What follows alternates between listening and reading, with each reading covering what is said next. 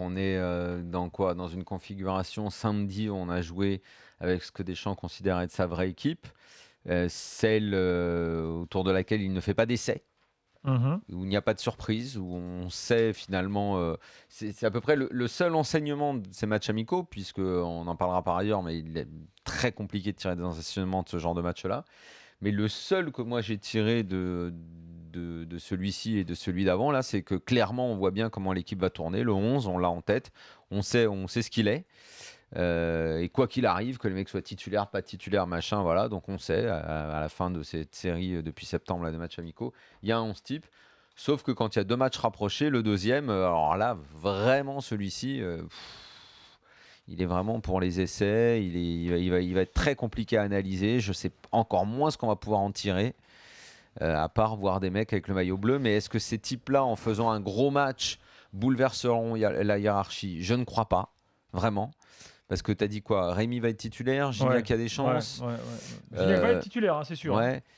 Donc ces joueurs-là, très franchement, ok, Deschamps veut les voir. Les mecs ont intérêt à répondre présent, à lui montrer qu'ils en veulent. Mais je ne sais pas si la hiérarchie peut être bousculée. J'ai pas le sentiment, à moins d'une blessure, quoi. Voilà. Justement, alors c'est la question. Et comme les Arméniens, ils ont aussi des matchs à eux, parce qu'ils ont joué un match énorme en Serbie, c'est ça? Où ils sont revenus rincés là de on va écouter nul. On va écouter le sélectionneur dans quelques instants, mais alors là, franchement, ce match de demain. Mais la grande question, effectivement, c'est celle-là. Ça va être compliqué. Finalement, de le il vendre, signifie quoi ces matchs de l'équipe de France? C'est la question qu'on se pose avant chaque match ou après chaque match de l'équipe de France. Mais c'est vrai que, comme le dit Daniel, le fait que tu aies si peu de temps de récupération entre les 2 matchs, c'est vrai que ça te rend c'est pas que ça te rend le match encore moins intéressant, mais tu sais que tu vas avoir une équipe surprise, mais comme tu le sais que tu vas avoir une équipe surprise parce qu'il va faire tourner, t'as plus d'effet de surprise, justement. Donc c'est vrai que c'est difficile de tirer des enseignements ou quoi que ce soit, mais je te dis, le seul c'est celui, on l'a vu, parce que dans la semaine qui a précédé le France-Portugal, moi j'ai entendu à tort ou à raison, hein, mais certains disaient il y aura des changements, Cabaye ne jouerait peut-être pas. On s'est beaucoup posé la question ici même, hein, moi, mais est-ce que ça va être un problème si les mecs ne jouent pas en club? Voilà, l'enseignement, c'est qu'il y a une remise en cause du fameux principe comme quoi tu dois être titulaire en club et avoir du temps de jeu et être bon en club pour être titulaire en équipe de France. Ça a prévalu pendant des années. Je me demande d'ailleurs dans quelle mesure ça a totalement toujours prévalu. Mais enfin bon, or là maintenant c'est terminé. Peu importe que tu sois titulaire, le 11 quasi-type, il existe. Mais d'ailleurs, je crois même qu'il existe complètement, quoi. Lloris, Debuchy, Varane, Sakho, Evra, Cabaye, Matuidi, Pogba, Griezmann, Benzema, Valbuena. C'est le 11 de Didier Deschamps et je vois pas ce qui peut le modifier en dehors des blessures. Par contre, il y a ça peut être intéressant. C'est pas forcément le 11 de dans un an et demi. Hein. Non, mais ça peut être intéressant pour certains joueurs. Ça peut être intéressant pour certains joueurs. Intéressant ce que tu dis. Intéressant, ça veut dire quoi ce que tu as dit en fait? Ça veut dire qu'en fait, il y a un truc qui me dérange dans ces matchs, c'est qu'en gros, on prépare l'Euro là. Ouais. On est d'accord. Il y a des joueurs, tu sais d'avance, qui seront pas titulaires à l'Euro. Vous pensez qu'Evra sera titulaire à l'Euro? Bien sûr. Mais attends, mais qui te dit qu'il le sera? Attends, c'est marrant, c'est le débat qu'on avait eu déjà après le match. Moi, je suis sûr que non. À toi, quand tu dis, c'est ça que je comprenne bien ce que tu dis. Quand tu dis c'est le 11 de maintenant, mais rien ne dit que ce sera dans un an et demi. Ah bah non, moi je suis pas d'accord avec ça. Toi, tu penses que moi, tout me pousse à croire. Alors évidemment, sur l'équipe de France, on se trompe souvent, on voit bien, mais bon après, hors blessure et tout. Mais hors blessure.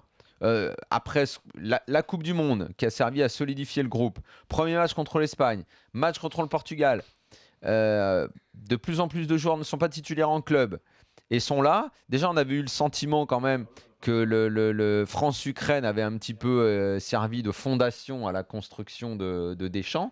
La Coupe du Monde l'a confirmé. Moi, je crois que là, il va à l'Euro avec ce 11-là. Oui. Alors on va prendre l'avis d'Alain. J'aimerais bien savoir ce qui te fait dire ça, en revanche. Qu'est-ce qui te pousse à dire ça? Parce qu'il y a quelques joueurs qui poussent et que on faisait le compte tout à l'heure. Moi je pense que le seul qui peut vraiment exploser et gêner un titulaire qui est un peu vieillissant, c'est Kurzawa. Mais d'où? Pourquoi d'où? Mais c'est Digne le deuxième. D'où de Monaco. Bah non, Kurzawa il est troisième. Mais il est troisième, Kurzawa. Attends, pourquoi? Tu sais, on a été voir les espoirs la semaine dernière. On a discuté un peu avec Pierre Mankowski. On était à Clairefontaine avec Louis. Moi, j'aimerais bien que tu aies raison. Moi, je pense que Kurzawa est le meilleur des trois. Mais vous êtes en train, en gros, de nous faire une équipe pour dans 2 ans, c'est ça? Il peut y avoir des blessés, il peut y avoir des. Oui, on t'a dit hors blessé, Nico. Mais tu peux pas faire une projection sur 2 ans. On t'a dit hors blessé. Mais même hors blessé, il y a un mec qui peut pendant 6 mois ne rien faire. Il peut être remis à la cave. Il va y avoir des transferts. Mais je ne crois pas. Mais bien sûr, je ne crois pas être à la cave. Mais la preuve. La preuve, le mec qui joue pas, il joue en équipe de France. Mais justement, les choses peuvent évoluer. Et en Mankowski plus, ce que discute va de dire- façon quasi quotidienne avec Deschamps. Mankowski nous a dit Deschamps connaît tous les joueurs par cœur que j'ai chez les espoirs. Ouais. Il connaît leur progression. Et donc, Il sait de quoi ils sont capables. Ça veut dire Et qu'il n'y a donc pas de déconnexion entre les espoirs et les A. bien sûr. Et Attends, donc, mais moi- il y a Enfin, je sais pas. Non, mais il y a 6 mois, t'aurais misé. je ne vois serait-ce pas qu'une- en quoi ce même que tu s'il- dis est un indice. Même s'il n'est pas titulaire, il y a 6 mois, t'aurais misé Il faut une qu'on fasse pièce une pause. sur Gignac en équipe de France, par exemple. Ne Ah serait-ce ouais. ne serait-ce que Mais sa Gignac présence dans en le équipe groupe. de France est un complément. Mais très bien, mais c'est ce que je te Il dis. prendra Mais jamais la beaucoup de place de choses. Benzema. Non, mais beaucoup de choses. C'est ce que je te dis. Mais Mais il beaucoup peut de choses mettre peuvent se 40 passer. buts qui prendra pas Sauf la place que de tu Benzema. vois, Giroud se fait une blessure pendant plusieurs mois. Tu sais pas ce qui peut se passer avec Giroud et Benzema dans les prochains mois. Il y a tellement de choses. Mais Enfin, il y a pas- rien non, mais d'irréalisable. On vient de te Ah dire là, dans que quelques hors instants. blessure, Par contre, tu vois, le raisonnement tient hors d'un point de vue blessure. individuel, justement, ce genre de match, ils peuvent être intéressants pour des joueurs à la relance. Tu parlais de Cabaye tout à l'heure. Typiquement, c'est le genre de truc qui peuvent l'aider, ça, ce genre de match. Un match au Stade de France face au Portugal, le mec, ça peut te le relancer, justement.